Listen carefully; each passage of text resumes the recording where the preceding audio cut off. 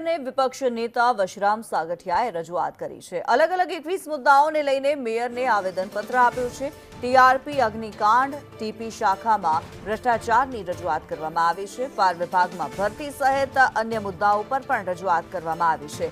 Pre મોન્સૂનની કામગીરી જલ્દીથી શરૂ કરવાની માંગણી અને અગ્નિકાંડમાં જવાબદારને સજા મળે તેવી કોંગ્રેસ દ્વારા માંગ કરવામાં આવી। જ્યારે કોંગ્રેસને પોતાના પ્રશ્નની રજૂઆત પહેલા પ્રશ્ન ચાલુ હોય અને પોતાના પ્રશ્નની રજૂઆત વચ્ચે હલ્લાબોલા કરીને કરેલી હતી।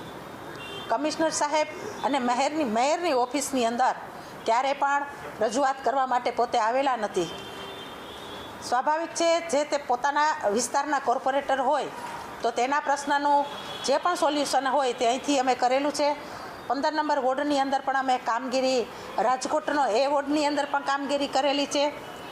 હલ્લાબોલા કરવો એનો સ્વભાવ છે સ્વાભાવિક રીતે। એટલે તો આપણે જોઈ છીએ કે અત્યારે કોંગ્રેસ છે મૃતપાય અવસ્થામાં છે।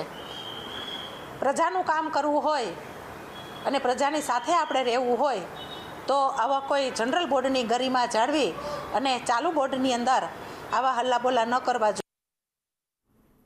આ સાથે આ બુલેટિનમાં હાલ રોકાઈશું નાનકડા બ્રેક માટે। આપ જોતા રહો સંદેશ।